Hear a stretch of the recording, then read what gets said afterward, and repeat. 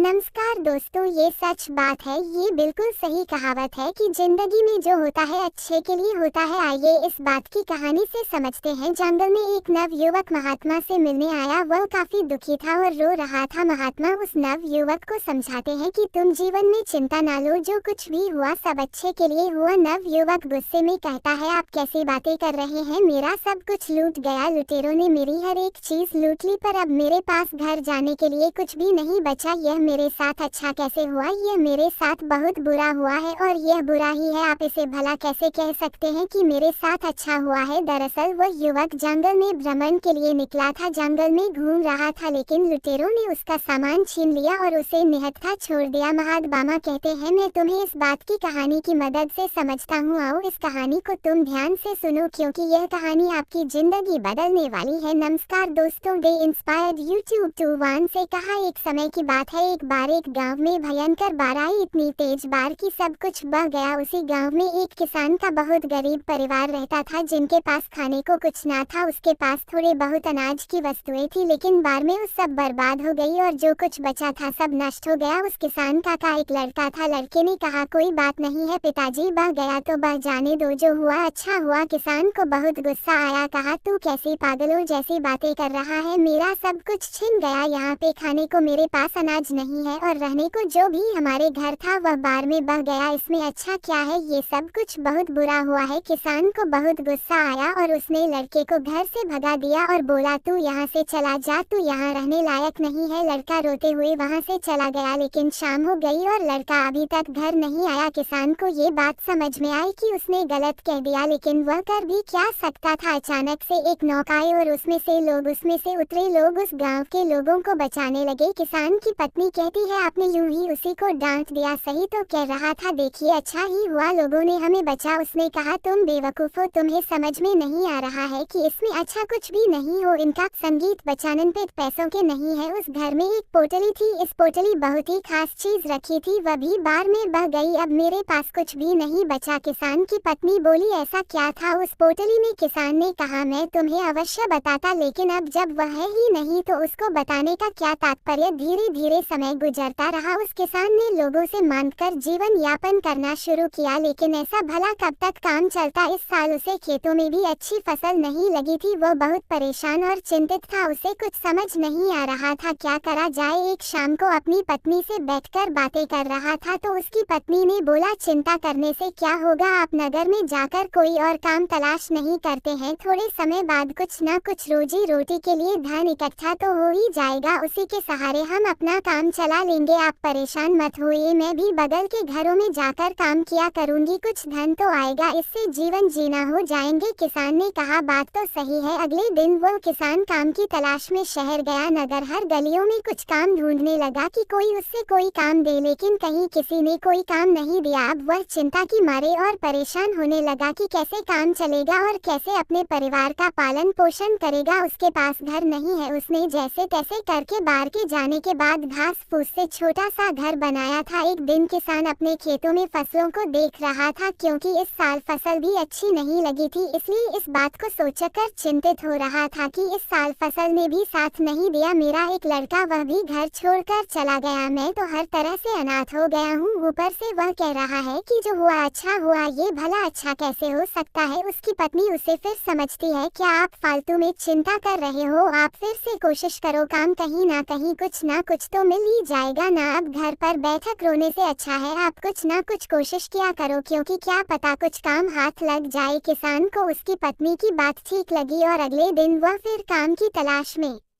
निकल पड़ा। अगले दिन फिर प्रातः काल वह काम की तलाश में नगर में निकला, लेकिन इस बार भी उससे कोई भी काम हाथ नहीं लगा और फिर निराश हुए घर लौटा। वह घर लौटने वाला था कि रास्ते में उसे फिर एक महात्मा मिले और बोले, क्या है, तुम क्यों परेशान हो रहे हो? किसान ने उनको सारी बात बताई। दरअसल बाढ़ में मेरा सारा घर बह गया और मेरे पास खाने को अनाज नहीं, रहने को घर नहीं। छोटा सा घर मैंने कैसे भी करके बनाया है और फिर भी मैं जीवन भरी मुश्किल से गुजार कर रहा हूँ। उस महात्मा ने कहा कि इसमें में परेशान होने वाली क्या बात है। महात्मा से उस किसान ने कहा, परेशान वाली बात नहीं है कि मैंने गुस्से में अपने लड़के को सुना दिया था और वो उस दिन से घर छोड़कर चला गया। महात्मा ने कहा, तभी तो मैं कह रहा हूँ जो हुआ अच्छा हुआ। किसान को फिर गुस्सा आया, बोला, आप ऐसी बातें कैसे कर सकते हैं, मैं इतना परेशान हूँ, मेरा सब कुछ छीना हुआ है, मेरे पास खाने में कुछ भी नहीं, मेरा लड़का भी मेरा साथ नहीं दिया और वह भी घर छोड़कर चला गया, इसमें क्या अच्छा है और क्या अच्छा हो सकता है, ये तो हर तरह से बुरा है। महात्मा ने कहा, सब्र रखो, हर सवाल का जवाब तुम्हारे समय आने पर मिल जाएगा, तुम परेशान ना हो। वो महात्मा वहाँ से चले गए। किसान को फिर अफसोस हुआ कि महात्मा को देने के लिए उसके पास कुछ भी नहीं है, लेकिन वो उस रात को ये सोच के हैरान था कि आखिर जो होता है अच्छे के लिए कैसे होता है, मेरे साथ तो अच्छा हुआ ही नहीं। लेकिन अगली बार फिर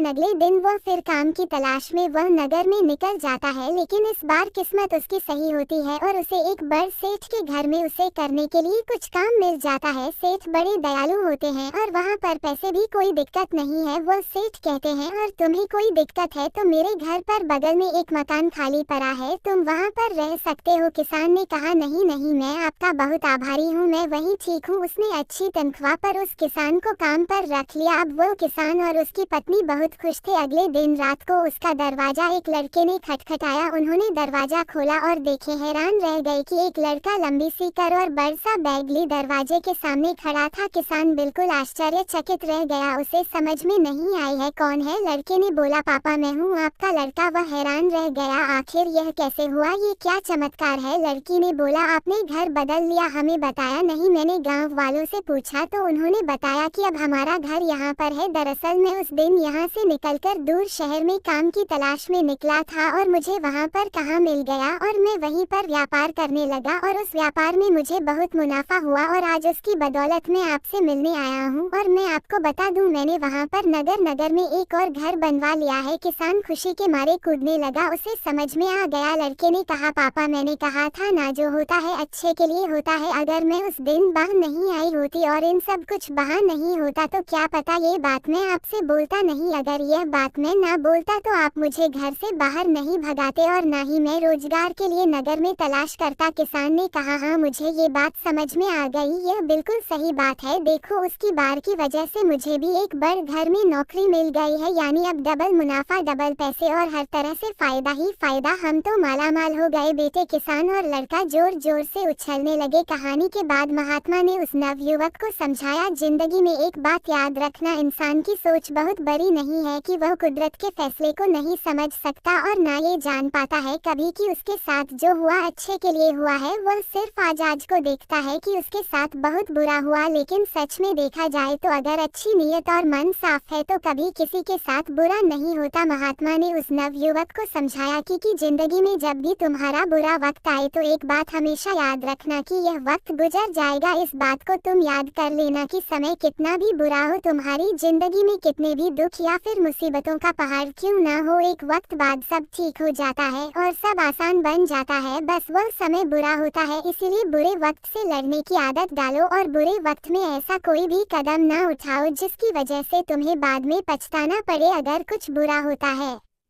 तो भी अच्छे के लिए होता है, लेकिन देर से ही सही। उस बात का और उस सवाल का जवाब इंसान को मिल ही जाता है। जब इंसान का समय खराब होता है तो उसकी बुद्धि काम करना बंद कर देती है। इंसान का समय खराब होता है लेकिन समय ठीक भी हो जाता है। तब उस नवयुवक ने कहा, लेकिन ये सब तो ठीक है, लेकिन मेरा तो सब कुछ चोरी हो गया, इसमें अच्छा क्या है, अब तो मेरे पास कुछ नहीं है, मैं घर कैसे जाऊंगा। महात्मा ने कहा, दरअसल मुझे एक जंगल में कुछ मिला था, ये लो। तब महात्मा से उसे एक चमकदार पत्थर दिया और कहा, तुम इसे ले जाकर नगर में बेच सकते हो क्योंकि यह मेरे किसी काम का नहीं है और मैं इसे कुछ नहीं कर सकता। उस लड़के को भी यह बात समझ में आ गई कि बात तो सही है, अगर यह मेरा सामान चोरी नहीं होता तो मैं महात्मा के पास नहीं आता और जब मैं महात्मा के पास नहीं आता तो मुझे पत्थर कभी नहीं मिलता। दरअसल वह एक पारस पत्थर था जिसको लोहे सेप करा के हर लोहे की चीज को सोने बनाया जा सकती थी। अब वह भी मालामाल हो गया। बाकी अगर यह कहानी आपको अच्छी लगी हो तो इस वीडियो को लाइक करें और ऐसी और कहानी सुनने के लिए विपिन गरिया 2.0 चैनल को सब्सक्राइब करें। तब तक मिलते हैं हम आपसे ऐसे ही एक और प्रेरणादायक कहानी के साथ अगले दिन। धन्यवाद।